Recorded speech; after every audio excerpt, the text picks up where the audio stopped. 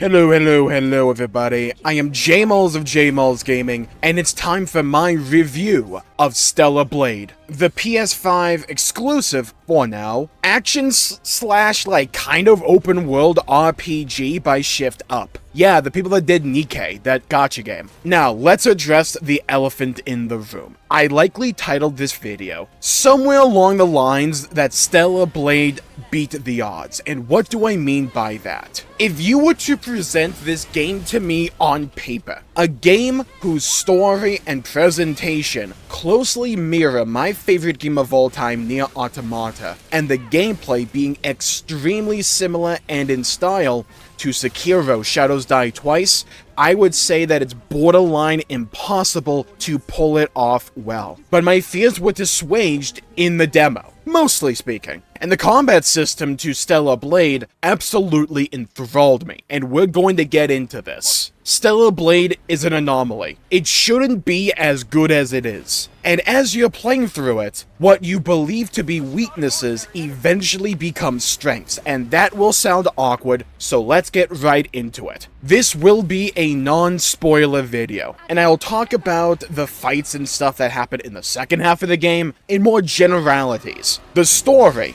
starts off really slowly.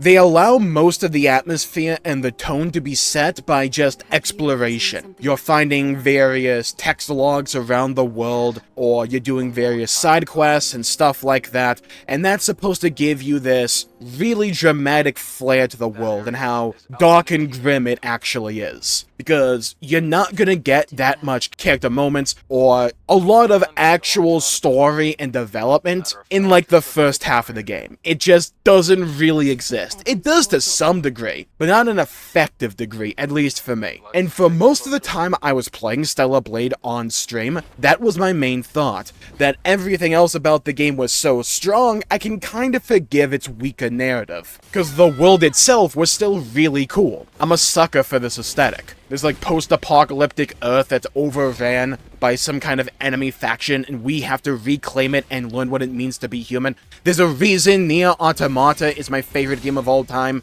and Nier Replicant isn't that far behind, and I think Stellar Blade tackles that idea really well. Funnily enough, right towards the end of the game, I'm not joking, the last 20%-ish, the story goes from solidly okay but kind of forgettable to, oh, I'm actually kind of intrigued here, I'm hooked, wait, I wasn't anticipating these plot twists. I thought Stellar Blade was going to be predictable. It was a bit of a meme in my stream chat with me, because we all kind of thought we knew what the big twists would be. And some of them panned out, but the big ones, I'd never expected. I'm not someone to say that a plot twist makes a story better, but in this case, I do think every one of them made it better. And if you were to ask me now what I thought about the story of Stellar Blade, I would say it's a strength. I wouldn't say it's on par with stuff like, say, Nier Automata, but it doesn't have to be, because it's still good in its own right. And now, what they have on their hands is a new world, a new IP, freshly developed, well-received, with a cast of characters that I somewhat really care about, mainly Eve and Lily and Adam. I now care about those three characters. They're interesting to me. And the world is developed to the point where I now care enough about it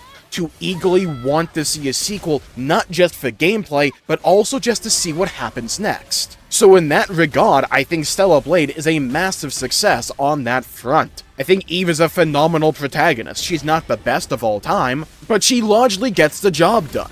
Now let's pivot to the overall presentation of the game. The world is absolutely stunningly beautiful, and I found my times, more often than not, just staring and admiring how pretty this game was.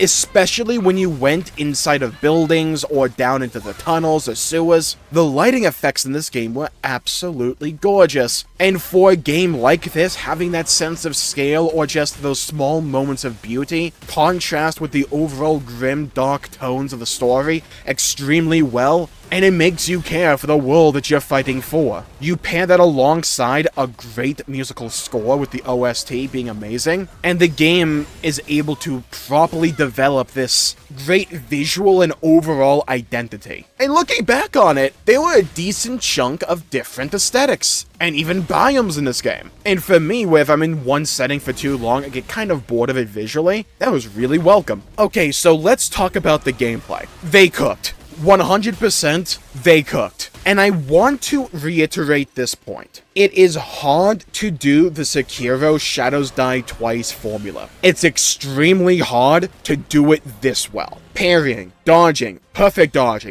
parrying, being able to develop those skills in the skill tree early on. Beta skills, burst skills. I don't want to say the name of the super form you get at some point, but that form is really cool as well. There's so many individual mechanics on top of this game that makes it so fun and rewarding to understand and to get it down pat. You have grenades, you have mines, you have healing items that heal in different ways. You have your gun with different types of ammunition, and you can utilize all of these different mechanisms to your advantage to really turn the tide of a battle and make an enemy that may feel overwhelming at first and flip the tables on it and make yourself feel overwhelming. And I managed to do that to certain boss fights, and it felt good. Yeah, like that's the important thing. It felt really good to pull off.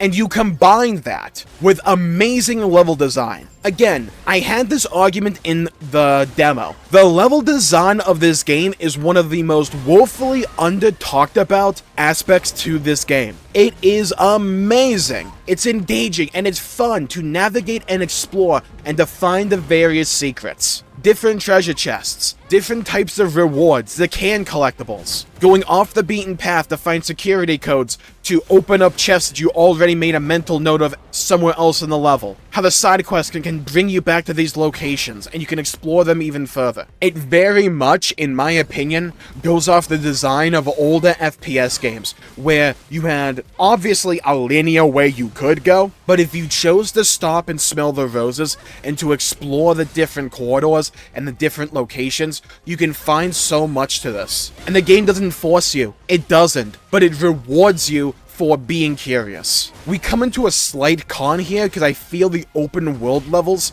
are just, I don't want to say less inspired, but I think not as well executed as those more handcrafted set pieces and levels. There's only a couple open world sections, right? And there are some interesting sections there, but more often than not, they just feel like a giant desert, dune with a bunch of mobs dumped in them. You don't get those really surprising moments where the mobs may jump out from the side of a corner that you couldn't see. You have to activate towers, Ubisoft style, to be able to use the camps to replenish your healing and your items overall, or access the shop, or fast travel. And some of those towers, like one of them, requires an entire series of events for you to actually activate, so it just gets really annoying in my opinion. But then you're gonna have sections where there's really high-speed skateboarding, for instance. And I know that may sound as if it comes out of left field, because it kind of does, but the game is willing to have fun with itself. Those sections are really few and far between, but they're so welcome when they happen to give you a great sense of pace. The gameplay diversity in Stellar Blade is shockingly good. There's even sections where you're only allowed to use your drone, which doubles as a gun, so you can't use your sword, and it makes for some great tension. And it doesn't feel all that limiting. Sure, the bosses that are drone only are like whatever, but they're still kind of okay. And these sections also weave in a slight bit of horror in a Dead Space way. Not to that level, but it gives you a nice little taste of it. And just to vary up the formula and the pacing and the overall tone of the game, it is great stuff in my opinion. And the boss design, oh my god! The boss design in this game starts out amazingly, and it only gets better. I genuinely believe there are no misses. There was no boss here that I'm like, this boss sucks, unless I'm forgetting one. Like, maybe Behemoth is solidly okay, but that's the worst of it. There's no bad boss in this game. They're not particularly hard, especially on normal mode, but I also don't think that difficulty equates to fun. If you were to ask me, I would largely say Stellar Blade is far easier than a game like Sekiro, but both games are still great.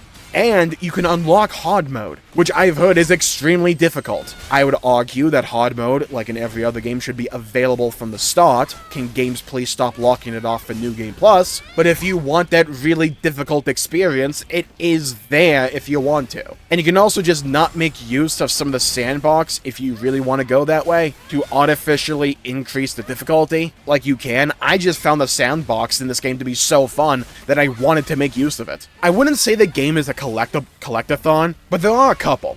Things to increase your beta energy or your HP. And the main collectible of the game, funnily enough, is like soda cans. Potential? What the hell? What was that? What is this? It doesn't seem useful, but it looks intriguing.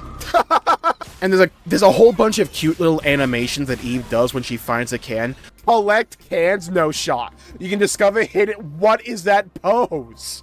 Like in the style of like Zelda when he finds a new item, the camera kind of pans up to Eve as she does a pose with the can. And those cans, funnily enough, give you rewards back at camp. Like if you go back to the main city, Zion, there's like a vending machine you can put all the cans in to acquire rewards for finding enough. All culminating in an entire new outfit, I believe. That's another thing. Collecting outfits in this game is really good. There's a good amount of variety here. Either you want to lean into the sexualized, well, outfits, if you want to go about that way, you cheeky little... Hey, look, I won't judge. We used that motivation one on stream for a decent chunk of time. But also, there's some designs here that are just genuinely good. There's no outfit here that I think is, like, bad. There's really good variety here. And let's be fair, being able to customize the main character in, like, any video game is always a fun time. Okay, I will say, though, side quests in this game can be kind of, like, they're kind of boo. I wouldn't call them bad. I just go, nah. This analogy may not be the greatest, but have you ever had, like, a moment where you really needed the thought? Bear with me here, I swear this is going somewhere. And you can feel it coming, and you're going, okay, I'm about to unleash the beast. The thought is coming here, and it's like a little squeaker. It's like that. It's inoffensive, but it just, like, doesn't do much. Some can be pretty good, though, or most can be kind of filler. Though there are some really touching ones if you pay attention to the actual story going on here. I will say, though, and this will be a slight spoiler, it's weird locking the true ending behind doing one of these random side quests. That's a warning for you all out there. Yeah, there's 3 endings to this game. You have, like, a good and a bad one, but, like, the best ending, you have to do a side quest. I don't want to spoil it too much, so, like, slight spoiler warning for, like, next 5 seconds. There's a side quest where you have to, like, acquire a hacking device that will get you the true ending. I happen to get it randomly and by accident, so, hey, worked for me. But, like, besides that, the movement and platforming can feel kind of weird at times. That's the one aspect of, like, the gameplay loop that I felt was subpar. Especially when you're trying to turn on a platform. It's manageable, don't get me wrong, but I normally felt more relief than satisfaction after doing some of these jumping puzzles or these platforming sections. Because the game gets a really weird hard-on sometimes for wanting to, like, double as a platformer. It doesn't happen all the time, but every now and then. Also, side note, what is this game's deal with these weird, annoying time-based puzzles? I had to legit train my reaction time off stream to get better, so that I could actually do one of these QTE events in a timely manner. Basically, you can find locked chests where you have to do a QTE and hit, like, the D-pad in the right way. In the early game, it goes in order of what they're shown. It's like a 4x4 grid, right? So you go from top left to the right, finish a row, next row, keep going like that. Later on, though, those pieces will become randomized. For whatever reason, I couldn't do it. And it took me, I kid you not, like 30 minutes on stream to do each one of these. But the final one I found, I got it first try. God, that one felt good though. But yeah, like, do we need this stuff? It's like, if it didn't show up in the second game, I'd probably, cheer.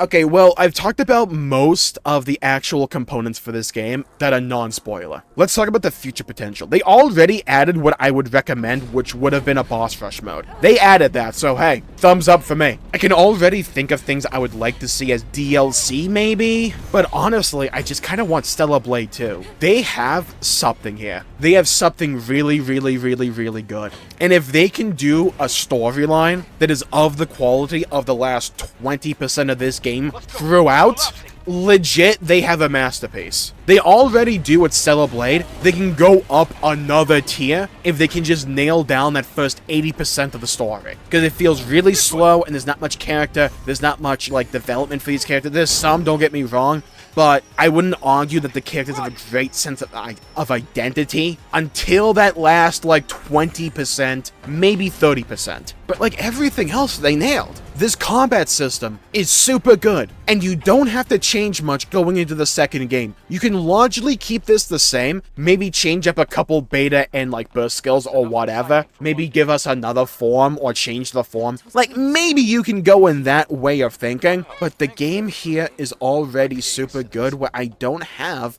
outside of platforming, that many actual issues. It took a bit to get used to the parry, because there is animation locking here, so if you're already mid-swing, because you're being offensive, you can't parry until that swipe is done. But, like, I'm a Soulsborne player, I've played Sekiro mostly before, so I kind of got used to that quickly. And, like, when the game clicks, and when you continue to get better, it just feels so good. It does. It feels amazing. This isn't a game that survives solely by trying to replicate what Nia did. It goes for its own ideas, and it's all the better for that. ShiftUp are going to be a force to be reckoned with if their next couple of games they pump out can be of this quality. And if we can get more games like Stellar Blade, I think the medium would be better. Like I said, it is a PS5 exclusive. I hope this game gets ported soon-ish. Would love to see that. I would love to see a second game, and I would love to see whatever this studio can pump out. What an amazing game. And I'm gonna remember Stellar Blade for quite a while, because this game, take glasses off, was stellar. Thank you all for tuning in. My pleasure for making the video. If you enjoyed it, please leave a like and subscribe. It really helps the channel out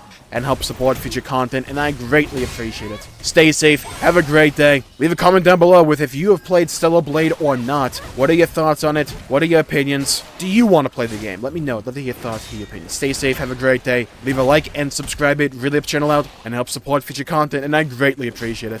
Bye-bye, everybody. Until we meet again!